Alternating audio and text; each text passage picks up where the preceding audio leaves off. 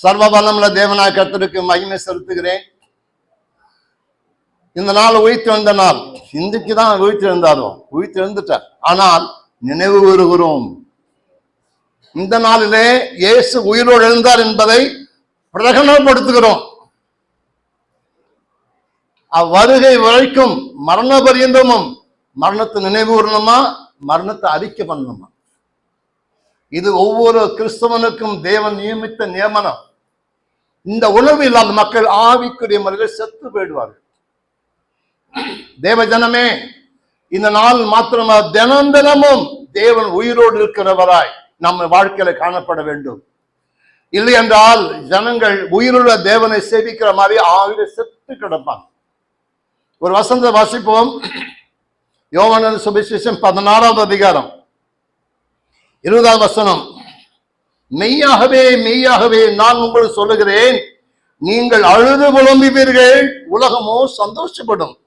நீங்கள் துக்கப்படுவீர்கள், ஆனாலும் உங்கள் துக்கம் சந்தோஷமாய் மாறும். புரியுதா உங்களுக்கு? சிலுவையில துக்கம் தான். என்ன துக்கம்? ஆவிக்குரிய துக்கம், மாசு துக்கம் கிடையாது.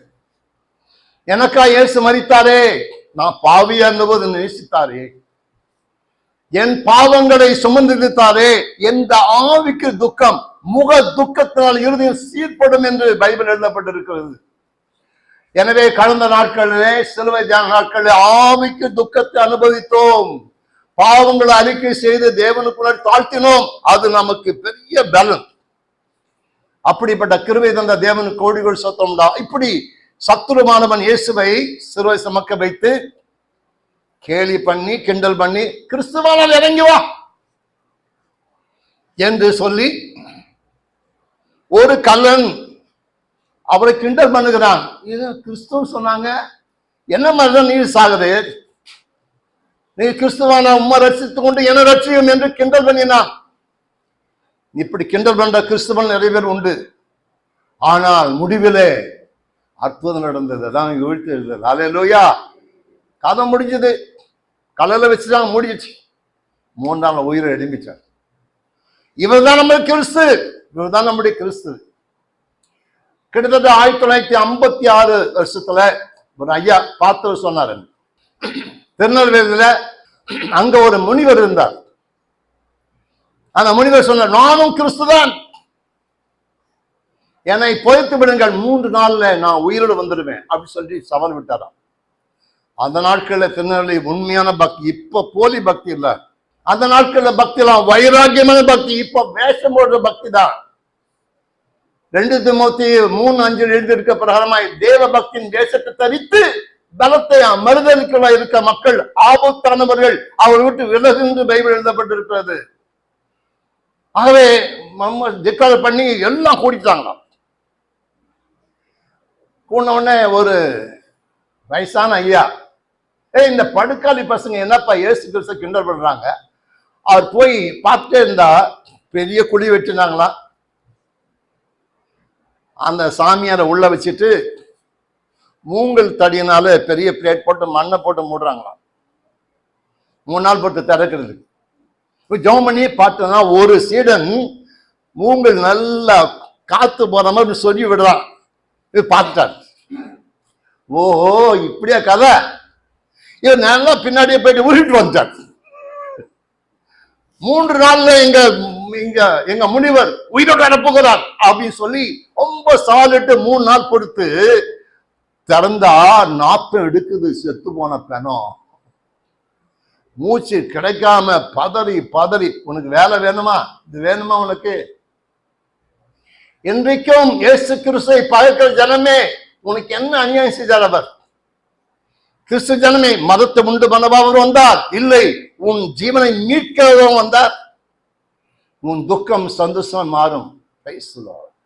அந்த பாக்கியத்தை கொடுக்கத்தான் வந்தார். நீ ஆவிக்கு துக்கத்தை அனுபவித்தால் உலக துக்கம் உன்னை மேற்கொள்ளாது. துக்கம் இல்லாத மனுஷன் இல்லை, துக்கம் இல்லாத குடும்பம் இல்லை. துக்கத்தை தேவன் சந்தோஷமாய் மாற்றுவார். ஆமென், அல்லேலூயா. இப்பொழுதும் வாசித்த பகுதியை திருப்பிக் கொள்ளலாம். லூக்கா எழுதின சுவிசேஷம் 24வது அதிகாரம் 5வது வசனம். அந்த ஸ்திரீகள் பயப்பட்டு தலை கவிழ்ந்து தரையை நோக்கி நிற்கையில் அந்த 2 பேரும் அவரை நோக்கி, உயிரோடு இருக்கிறவரை நீங்கள் மரித்தோர் என்று தேடுகிறது என்ன? அவர் இங்கே இல்லை, அவர் உயிர்த்தெழுந்தார். அதான் கவனிங்க, இயேசு கிறிஸ்து உயிர்த்தெழுந்தார்ல, அவர் உனக்குள்ள இருக்காரா? அவர் தந்த ஜீவன் உனக்கு இருக்கா? இல்லை என்றால் அவருடைய ஜீவன் இல்லாதவன் கிறிஸ்துவன் அல்ல, கிறிஸ்துவை உடையவன் அல்ல. ஆகவே நிறைய பேர் தேடுறாங்க. இயேசு எங்க தேடுறாங்க? செத்தவன் மத்தியில தேடுறாங்க. கவனிங்கள், மரணம் ஜீவன் ரெண்டுக்கும் வித்தியாசம் தான் அந்த உயிர்த்தெழுந்த வல்லமை. எங்க பார்த்தாலும் மக்கள் தேடுகிறான். எங்க தேடுறான்? செத்த ஜனங்கள் மத்தியில் நீ தேடினா உயிர்ல தேவனை கண்டுபிடிக்க முடியாது. கண்டுபிடிக்க முடியாது. எங்க நீ தேடுகிறாய்? செத்து போன சபைகள் உண்டு. சபை கத்து சரீரம் தானே, அந்த சரீரத்தில் ஜீவன் உண்டல்லவா? சபையில ஜீவன் உண்டா? ஜீவித ஜீவன் உண்டா? ஜீவன் இல்லை என்றால் நீ என்ன தேடினாலும் நீ மரணத்தை தான் சந்திப்பாய் தவிர ஜீவனை அடைய முடியாது. இயேசு கிறிஸ்து மரித்தது ஜீவனை தரும்படியாக மரித்தார். அந்த ஜீவனை நீ பெற்றுக்கொள்ளும்படியா உயிர்த்தார். By death he gave the life, by resurrection he spared the life with God's people. தேவஜனமே, இதுக்காகத்தான் தேவன் இந்த உலகத்துல மரித்து உயிர் எழும்பினார். என்ன சந்தோஷம், பெரிய பாக்கியம். இந்த தேவன் ஜீவனை தருகிற தேவன் என்பதை நீ உணர்ந்து கொள்வதற்கு தான் எழுப்ப தரிசனம். எழுப்பது என்ன தெரியுமா? சிம்பிளா சொல்ல, செத்தவன் பிழைப்பு தான் எழுப்புதல். லூக்கா 15:24 என் குமாரன் இவன் செத்துட்டான், திரும்ப உயிர் வந்துட்டு அப்படி சொன்னார்தான் எழுப்புதல். காணா போனா கண்டுபிடிக்கப்பட்டான். They began to celebrate. என்னை தேவன் கண்டுபிடித்து விட்டால், தேவனுடைய கிருபையை நீ பெற்று விட்டால் உன் வாழ்க்கை முழுவதும் சந்தோஷமாக தான் இருக்கு. ஆனா இத்தனை பேருக்கு சஞ்சலமா இருக்கு. ஏன் இருக்கு? பாவம் தான், சாபம் தான். பாவத்தையும் சாபத்தையும் சுமந்தித்த தேவனை நம்பினால் உன் துக்கம் சந்தோஷமாய் மாறும், வேதனை சாதனையாய் மாறும். அதுக்குதான் இயேசு உயிரோடு இருந்தார். இன்றைக்கு இந்த ஈஸ்டர் அன்னைக்கு, இந்த உயிர்த்தெழுதல் அன்னைக்கு, we don't say Easter. Easter என்றால் ரோமருடைய அந்த சாம்ராஜ்யத்தின் மூலம் அவன் பண்டிகை பேர் தான் ஈஸ்டர். நமக்கு உயிர்த்தெழுந்த தேவன் அவர். ஆமென். உயிர்த்தெழுந்த தேவன் அவர், உயிரை கொடுத்த தேவன், உயிரை மீட்ட தேவன் அவர். அந்த தேவனுடைய கிருபை நமக்கு கிடைக்கும் போது மரணம் ஜெயமாய் விழுங்கப்படுகிறது. மகிமையான ஜீவ வெளிச்சத்தை பெற்றுக் கொள்கிறோம். அந்த ஜீவனை தருவதற்கு தானே தேவன் இந்த உலகத்துல உயிர்த்தெழுந்தார். நிறைய பேர் சிலுவை தியானம் பண்ணுவோம் அப்படின்னு. சிலுவை தியானம் பண்ணாலும் உயிர்த்தெழுதல் முடியணும். அது இயேசு பிறந்தார், இயேசு பிறந்தார், பெத்லகேமில் பிறந்தவரை போற்றிட்டு நீ மனமே பாடுற. சிலுவை நோக்கி 2 சீஷர்கள் பாக்குறாங்க. ஐயோ, இவரை நம்பி நாம் சீஷர்களா இருந்தோம், சிலுவை சுமந்தாரு, கடைசி ஆணி அடிச்சு கொண்டுட்டாங்களே, நம்பிக்கை போயிடுச்சு. என்ன அற்புதம் செஞ்சார்? செத்தவங்களை உயிரோடு இருப்பினாரு. ஏன் அவர் சிலுவிட்டு இறங்கி வரல? இந்த பாவி பயக இந்த ரோம ராஜ்யத்தை ஒரு வழி பண்ணலாம்ல, இப்படி பண்ணிட்டாரு அப்படின்னு சோர்வு, பயங்கர சோர்வு, துக்க முகம். என்ன முகம்? துக்க முகம். சில பேர் மூஞ்சி பார்த்து எப்ப பார்த்து துக்கமா இருப்பாங்க. எப்ப பார்த்தாலும் சர்ச்சைக்கு வந்தாலும் துக்கமா தான் இருப்பாங்க, ஃபங்க்ஷன் தான் துக்கமாக. இவங்களுக்கு என்ன பேரு? சாவுகிறாக்கின்னு பேரு. தேவன் சாவை வென்றவர். அல்லேலூயா, சாவு வென்றவர். அந்த தேவன் வாசிக்கலாம். லூக்கா 24 14 அப்பொழுது இயேசு அவரை நோக்கி, நீங்கள் துக்க முகம் உள்ளவர்களாய் வழி நடந்து ஒருவருக்கொருவர் சொல்லிக் கொடுக்கிற காரியம் என்னவென்று கேட்டார். கூட நடக்கிற இயேசு கிறிஸ்து தெரியல அவங்களுக்கு, ஏன்னா கண்ணு மூடி கிடக்கு. இப்போதும் கவனிங்கள், எழுப்பதை பத்தி நிறைய பேருக்கு சந்தேகம் இருக்கு, புரிய மாட்டேங்குது. இந்த எழுப்புதலை 1980 தேவனுக்கு வெளிப்படுத்தினார். அந்த நாள் முதல் கொண்டு இந்த நாள் வரைக்கும் I am serving the Lord in the plan of revival. Complete. அவ்வளவுதான். என் மூச்சு, என் பேச்சு, என் பிரசங்கம், பாட்டு, சாலமும் ரிவைவல், ரிவைவல், ரிவைவல். 44 வருஷம். ஒரு நாள் 2 நாள் இல்ல. ஆனால் நிறைய பேர் கண்ணு மூடி கிடக்கு, தெரிய மாட்டேங்குது. எவ்வளவு சொன்னாலும் புரிய மாட்டேங்குது. ஏதோ ஒரு ஊழியம் பண்ணுவோம், அது எப்படிப்பா? அது தேவ சித்தம் செய்ய வேண்டுமா? சத்துருவை முறியடிக்க கண்ணு திறக்கப்பட வேண்டாமா? இவன் கண்கள், அது முந்த வருஷத்துல அவர் அறியாதபடிக்கு அவருடைய கண்கள் மறைக்கப்பட்டிருந்ததுனாலே துக்க முகமாய் ஒருவர் பேசிக்கொண்டு போறாங்க. என்ன பேசிட்டு பாருங்க? ஐயா இயேசுனா ஏற்றுக்கொண்டோம், நம்பணும். அவரை யூதர்கள் சில்வர் அரைச்சு கொண்டுட்டாங்க. அவர் செத்து 3 நாள் ஆச்சு. நம்பிக்கை செத்து விட்டது. நம்பிக்கை செத்து போய்விட்டது. அவ்வளவுதான், முடிஞ்சு போச்சு. துக்க முகம், துக்க வேதனை. இதான் உன் வாழ்க்கையா? இதான் உன் வாழ்க்கையா? ஆனால் தேவன் அற்புதம் செய்தார் என்பது தெரியாம இருந்தா பிரச்சனை தான். கூட போறார் இயேசுக்கு தெரியலையே. ரட்சிப்பு கிடைக்கவே கிடைக்காது. ரட்சிப்பு கிடைத்த பிறகு ரட்சித்த வளர வேண்டும். அதற்குத்தான் தேவன் நம்மோடு உயிரோடு இருக்கிறார். உன் துக்கம் சந்தோஷமா மாறும். நீ வேதனையில் இருக்கலாம், வியாதியில் இருக்கலாம், கண்ணீரில் இருக்கலாம்.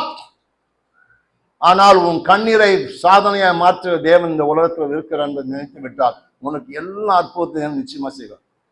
முதலாவது காரியம், praise the Lord, thank you Jesus. உன் சாவை தேவன் ஜெயமாய் மாற்றி விடுவார். ஒரு நாள் ஜீசஸ் டிவி தூத்துக்குடியில நிறைய கேள்வி கேட்டு பதில் சொல்ற ஒரு லைவ் ப்ரோக்ராம் நடக்கு. ஒரு சகோதரர், ஐயா இங்க எடுப்பது புரிய மாட்டேங்குது, சொல்லுங்க. ஆதாம் ஜீவன் இழந்து போனான். அந்த ஜீவனை கர்த்தர் மரியாள் கர்ப்பத்தில் வைத்து ஜீவன் வெளிப்பட்டது. அந்த ஜீவனை சிலுவை எங்க புரியல அப்படிங்கிறாங்க. ஒண்ணுமே புரிய மாட்டேங்குது. அப்படியா? சரி. ஒரு வீட்டுல செத்துட்டாங்க ஒரு ஆத்மா, முக்கியமான ஆத்மா. கண்ணீர், துக்கம். எல்லா வீட்டுல இருக்கதானே செய்யுது. திடீர்னு உயிர் போயிட்டா புலம்பல், கதறுதல், கண்ணீர். திடீர்னு உயிர் வந்தது. ஓ எப்பா என்ன சொன்ன, அதுக்கு பேர்தான் எழுப்புதல். இப்ப புரியுது அப்படிங்க, இப்ப புரியுது. இதுதான் உண்மையான எழுப்புதல். அதான் கெட்ட குமாரன் வாழ்க்கை நடந்தது. என் குமாரனா இவன் மரித்தான், திரும்பவும் உயிர்த்தான், காணாம போனான், திரும்பவும் காணப்பட்டான். They began to celebrate. இதுக்கு தான் இயேசு உயிரோடு இருந்தார். சகோதரனே சகோதரி, தேங்க்யூ ஜீசஸ். தான் தேவன் உயிரோடு எழுப்பினார். 2வது காரியம், உன்னுடைய சோர்வை, உன் சோர்வை சந்தோஷம் மாற்றுகிறார். உன் கண்ணை மூடுகிற பிசாசை முறியடித்து வெளிச்சத்தில் வருகிறார். கண்ணை மூடிட்டவங்க ஒண்ணுமே தெரியாத, ஒண்ணுமே தெரியாது. இங்க இயேசு கிறிஸ்து சிலுவையில மரித்த போது உன் கூடவே இருக்கிற கர்த்தர் தெரியல, அபிஷேகம் வல்லமே இறங்குவதும் தெரியல. தேவன் உயிர்த்தெழுந்து உன் கண்ணை திறக்கத்தான், உன் துக்க முகத்தை மாற்றத்தான். உன் துக்கம் சந்தோஷமே மாறும், மாறும். மாற்றுவதற்காகத்தான் தேவன் உயிரோடு எழுந்தார். ஆனா துக்க முகத்தோட நீ தேவனை எப்படி ஈஸ்டர் கொண்டாட முடியும், உயிர்த்தெழுதலை கொண்டாட முடியும்? மரித்து இயேசு உயிர்த்தெழுந்தார், ஹல்லேலூயா என்று பாடுகிறாயே, அந்த சந்தோஷம் உண்டா? அந்த சமாதானம் உண்டா? அந்த மகிழ்ச்சி உன் வாழ்க்கை இல்லை என்றால் துக்கமுகமாய் வாழ்க்கை நடத்துவாய், வேதனையோடு வாழ்க்கை கழிப்பாய். ஐயோ இயேசு நம்பி இருக்கோம், ஞானஸ்தானம் எடுத்துக்கிட்டோம், கர்த்தரை பந்தி எடுத்துக்கிட்டோம், ஆனா ஒரு அற்புதம் நடக்கல, நீ செத்து போயிருக்கான்னு அர்த்தம். உன் கண்ணை பிசாசு மூடி இருக்கான்னு அர்த்தம். ஆனா இயேசு கிறிஸ்து அப்பத்தை பிட்டு ஸ்தோத்திரம் பண்ணுகையில் கண்ணு திறந்தது. அவர் நம்மோடு விலக்கி காட்டும்போது நம் இருதயம் நமக்குள்ள கொழுந்து விட்டு எரியவில்லையா? எப்படிப்பட்ட மாற்றம் பாருங்க, கொழுந்து விட்டு எரியவில்லையா? அதே 24வது அதிகாரம் 32வது வசனம், அப்பொழுது அவர்கள் ஒருவர் நோக்கி வழியிலே அவன் நம்முடைய பேசி வேத வாக்கியத்தை நமக்கு விலக்கி காட்டின பொழுது நம்முடைய இருதயம் நமக்குள்ளே கொழுந்து விட்டு எரியவில்லையா என்று சொல்லி கொண்டார்கள். பின்னாடி வாழ்க்கை துக்க முகம், சோர்ந்து போன வாழ்க்கை. கண்ணை திறந்த பிறகு இருதயம் கொழுந்து விட்டு எரியவில்லையா? தேவஜனமே, ஒரு காலம் நம்ம முன்னாடி பேய் சேவிச்ச போது செத்து கிடந்தோம், பேய்க்கு அடிமையா கிடந்தோம். இன்றைக்கு தேவனுக்கு எழும்பி பிரகாசி, உன் ஒளி வந்தது, ஒளி வந்தது. நீ தேவனை பற்றி பேச, ஜீவன் எங்கே? அந்த உயிர் எங்கே? இப்படி தேவனை மகிமைப்படுத்தும் போது இருதயம் நமக்குள் கொழுந்து விட்டு எரியும். அல்லேலூயா, கொழுந்து விட்டு எரியணும். நிறைய பேர் வாழ்க்கையில இயேசு கிறிஸ்து இருக்கிறார், நிறைய பேர் அபிஷேகம் இருக்கிறது. ஒரு வார்த்தை ஞாபகம் இருக்கு எனக்கு, we have Holy Spirit as a prisoner without power. Now we have Jesus as a prisoner without power. We have Jesus as a dead. No, he is a living God. செத்தவராக உயிரோடு இருக்கிறார். உன்னோடு நடக்கிறாரா? உன்னோடு பேசுகிறாரா? உன்னை பலப்படுத்துகிற கிறிஸ்துவாக இருக்கிறாரா? இருந்தால் உன் துக்கம் சந்தோஷமாய் மாறுப்பா. இறுதியை கொண்டு விட்டு எரிஞ்சிடப்பா. நான் நம்ப மாட்டேன், நான் ஜபத்தை நம்ப மாட்டேன், பரிசுத்தாவின் அபிஷேகத்தை நம்ப மாட்டேன்னு சொல்ற மக்கள் நிறைய பேர் உண்டு. பாளையங்கோட்டையில ஒரு அருமையான டாக்டர் வீட்டில் ஒரு அம்மாவுக்கு நெஞ்சில் கேன்சர் வந்தது. ஞாபகம் இருக்கு, 1994 நடந்தது. அந்த இரவில் சேர்மதி ஊழியம் போகும்போது அந்த மகன் வந்து வீட்டு வாசலில் உட்கார்ந்து, ஐயா என் மனைவி சாக கிடக்கா, நீங்க ஜோமனா சரியாயிடும். நான் சொன்னேன், நான் ஜோமனா சரியாயிடும் உண்மை கிடையாது, நீங்க தேவன் நம்மனா சுகமாகும். நைட்டு போய் ஜோம் பண்ணிட்டு வந்தேன், காலில் நெஞ்சில் அந்த கேன்சர் ஆப்ரேஷன் பண்ண கேன்சர் சரியாயிடுச்சு. ஆச்சரியமா. நாங்கள் இதை வச்சு படம் காட்டி கதை சொல்றது கிடையாது, பணத்துக்காக பிரயாசம் பண்றதும் கிடையாது. ஓவர் நைட்ல தேவன் சுகமாக்கிட்டார். இதை பார்த்து அவங்க இந்த ஊழியக்காரர் பிரதன் சபையை சேர்ந்தவர். அது குளவரித்தல் அந்த சபை இருக்கு. அவர் வந்து, ஐயா எங்க மக வாழா வெட்டியா வீட்டுல வந்து இருக்கா, வந்து ஜெபம் பண்ணுங்க. வீட்டுக்கு போனா, நான் நம்ப மாட்டேன், நான் நம்ப மாட்டேன், நான் நம்ப மாட்டேன். என்னமா நம்ப மாட்டேன்? நான் பரிசுதான் நம்ப மாட்டேன், அல்லையா நம்ப மாட்டேன். நான் ஒன்னும் அல்லையே சொல்லலையே, நான் ஒன்னும் சொல்லலையே. சொல்லுவேன் அல்லோ மக்கள் பயந்துருவாங்க, அப்படியே சொல்றது கிடையாது. வீட்டுக்குள்ள போய் பதுங்கிச்சு. நான் நேரா போயிட்டு, என்னம்மா என்ன விஷயம்? நான் நம்ப மாட்டேன், நான் நம்ப மாட்டேன். என்ன நம்ப மாட்டேன்? நான் பரிசுத்தாவை நம்ப மாட்டேன். ஒன்னு சொல்ல, அப்ப நீ அசுத்தாவி தான் நம்புவியோ? பேய் விலகிட்டு, பேய் விலகிட்டு. இன்னைக்கு பைபிள் இருக்க நிறைய சத்தியம் நிறைய பேர் நம்புவது கிடையாது. ஏன்னா கதை மாதிரி நினைக்கிங்க, கதை கிடையாது, சத்தியம். சத்தியத்தை அறிவீர்கள், சத்தியம் உங்களை விடுதலையாக்கும் என்று வேதம் சொல்லுகிறது.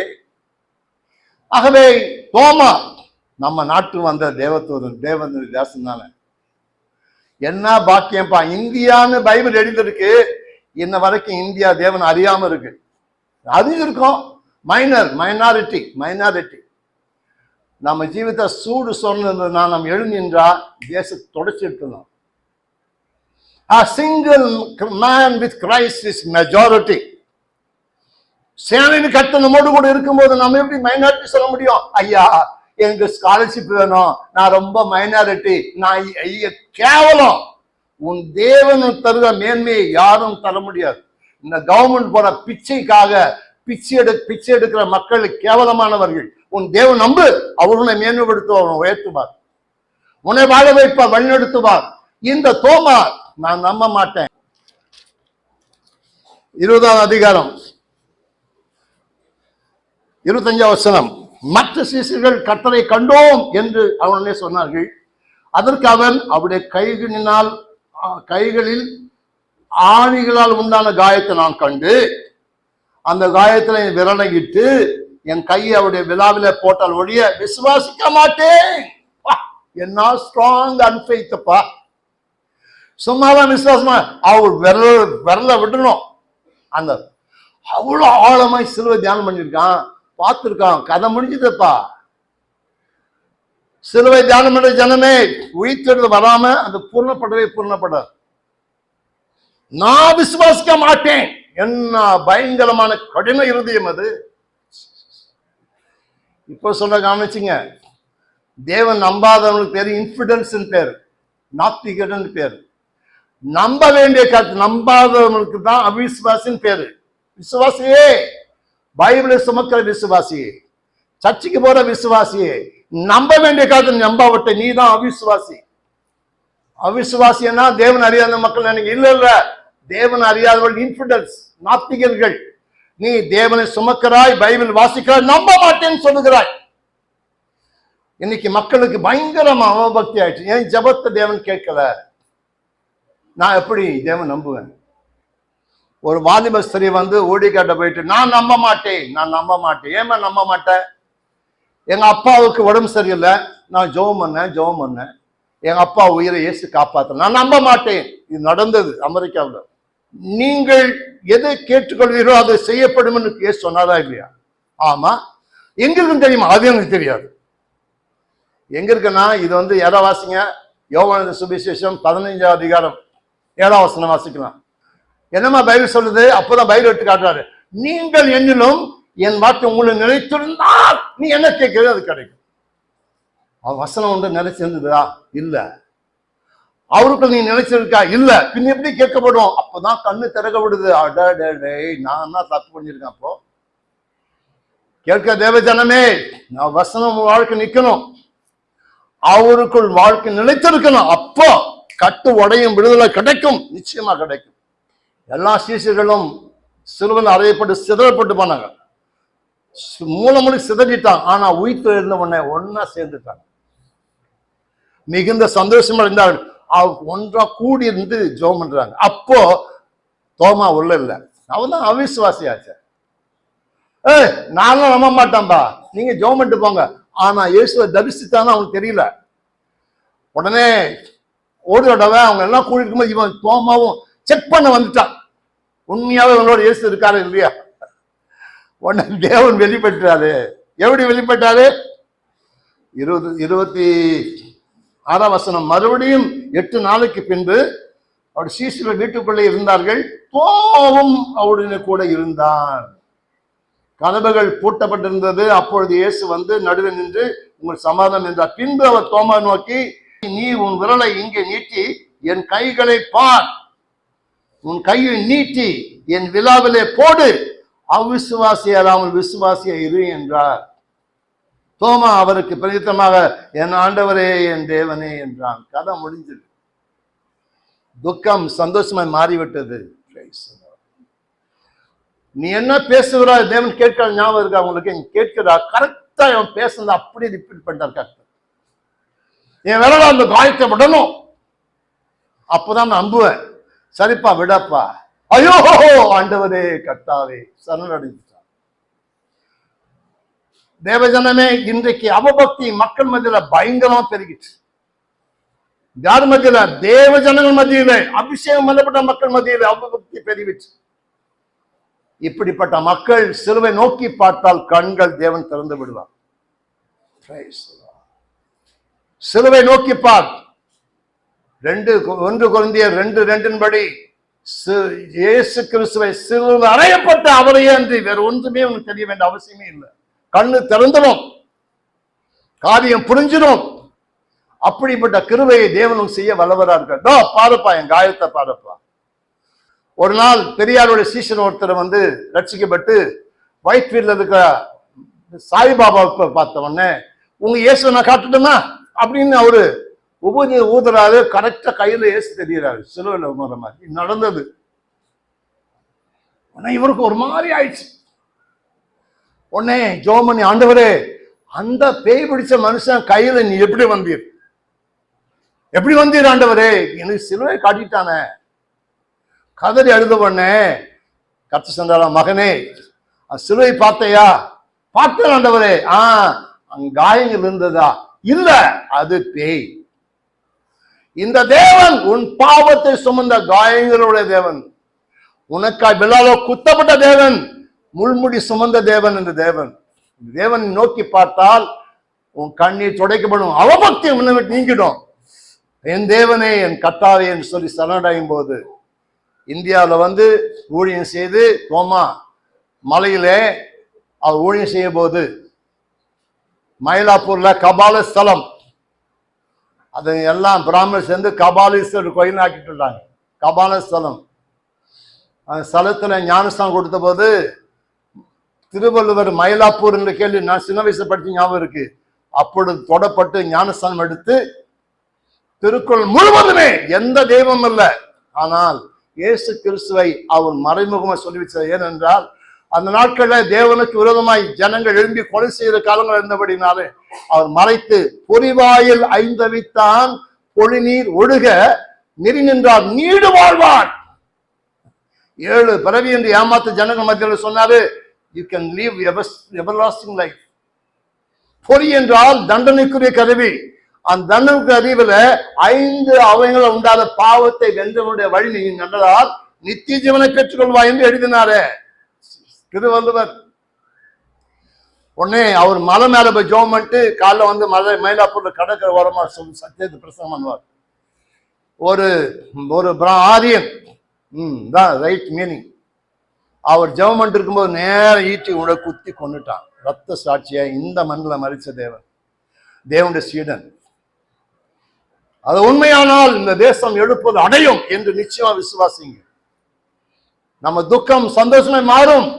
இல்லையென்றா இனக்கலம் ஏற்பட்டு மக்கள் அழிவார்களே, என்ன செய்ய போகிறீர்கள்? எழுந்தி பிரகாசி, ஒளி வந்தது. இயேசு உன்னோடு உயிரோடு இருக்கும்போது நீங்க கவலைப்படுகிறார்கள்.